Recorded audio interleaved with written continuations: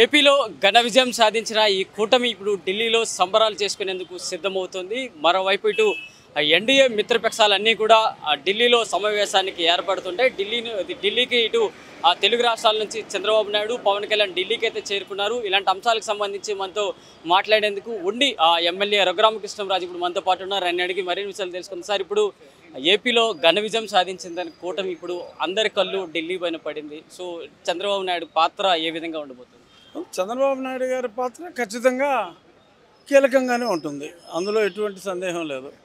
ఆయన గతంలో కూడా మరి అప్పుడు ఎన్డీఏగా ఉన్నప్పుడు అప్పుడు ఆయన ఏమనేవారు, అప్పుడు వాజ్పేయి గారు ఉన్నప్పుడు ఏదో యూపీఏ కాదు ఏదో పేరు ఉండేది. అప్పుడు కూడా ఆయన కీలక భూమికే వహించారు. ఇప్పుడు కూడా ఎన్డీఏలో అత్యధిక స్థానాలు ఉన్న భాగస్వామిగా ఆయన పాత్ర, ఆయన ఎక్స్పీరియన్సు డెఫినెట్గా ప్రభుత్వానికి సపోర్ట్గా ఉంటుంది. ఇప్పుడు రిజల్ట్స్ ఏ విధంగా చూస్తారు సార్? 175 స్థానాల్లో కేవలం ఈ కూటమి నేతలు అందరూ కూడా గెలవడం, కేవలం 11 స్థానాలే వైసీపీ పార్టీకి ఇవ్వడం మీరు ఏ విధంగా చూస్తారు? ప్రజల తీర్పు, ప్రజలు ఎంత కోపంగా ఉన్నారు ఆ పార్టీ మీద, ఆ నాయకుడి మీద అనేది స్పష్టమైంది. సో అతన్ని ఓడించాలి అన్న కసితో ప్రజలు ఓట్లేసి ఓడించారు. ముఖ్యంగా ఇప్పుడు జనసేన పైన చాలా విమర్శలు అయితే వైసీపీ పార్టీ నేతలు అందరూ కూడా విమర్శలు అయితే చేశారు. మీకు 21 స్థానాలే సరిపోతున్నాయా, ఎందుకు ఇంకా అడగొచ్చు కదా అని అడిగారు. కేవలం జనసేన 21 స్థానాలతో పాటు 2 లోక్సభ స్థానాలు తీసుకుని మొత్తం 100% విజయం అయితే తీసుకున్నారు. ఈ జనసేన పార్టీకి ఇప్పుడు ఏపీలో ఏ విధంగా చూడొచ్చు అంటారు?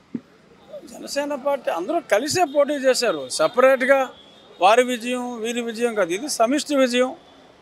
ప్రజలు ఈ కూటమిని ప్రేమించారు, మంచి జరుగుతుందని చెప్పి నమ్మారు, ఓట్లేశారు. మంచి జరుగుతుంది, వాళ్ళు ఏదైతే ఆశించారో అవన్నీ నిజం అవుతాయి. మరి ఇప్పుడు వైసీపీ పైన విమర్శలు అయితే చేస్తూ కూడా 5 ఏళ్ళు నడిచాయి. మరి ఇక రానున్న రోజుల్లో ఏపీ ప్రజల కోసం ఈ కూటమి ఏ విధంగా ఉండబోతుంది, ఏ రూట్ మ్యాప్?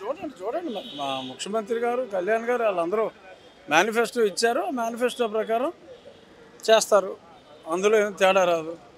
ప్రజలు హ్యాపీగా ఉంటారు, ఎటువంటి కంప్లైంట్స్ ఉండవు.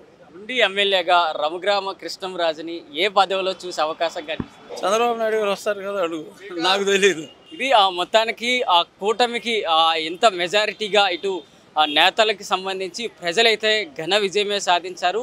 5 ఏళ్లలో విమర్శలకు సంబంధించి అడిగిన ప్రశ్నకు సంబంధించింది అయితే రఘురామకృష్ణరాజు ప్రజలైతే తీవ్ర వ్యతిరేకంగా వైఎస్ఆర్సీపీ పార్టీ పైన ఉన్నారు. సో అదే విజయం ఇటువైపు వచ్చింది. సో ప్రజలకు సంబంధించి మేము 5 ఏళ్లలో మేము ఇచ్చిన మేనిఫెస్టోలో ఏ అంశాలు ఉన్నాయో వాటన్నిటిని కూడా ప్రజల ముందుకు తీసుకెళ్తాం, ప్రజలకు ఇచ్చిన హామీలన్నింటినీ నెరవేరుస్తాం, ప్రజల సంక్షేమమే మా ధ్యేయం అంటూ కూడా ఇటు ఉండి ఎమ్మెల్యే రఘురామకృష్ణంరాజు అయితే తెలిపారు. మరి ఆ మంత్రులకు సంబంధించి ఆ పదవులకు సంబంధించి అంశాలు అడిగితే మాత్రం అవంతా కూడా చంద్రబాబు నాయుడు ఆధీనంలో ఉంటాయి, వాటికి చంద్రబాబు నాయుడే దీనికి సమాధానం చెప్పాల్సి ఉంటుందంటూ కూడా రఘురామకృష్ణంరాజు అయితే తెలిపారు. వీడియో జర్నలిస్ట్ కృష్ణతో ప్రశాంత్, ఆంధ్రప్రభ, న్యూఢిల్లీ.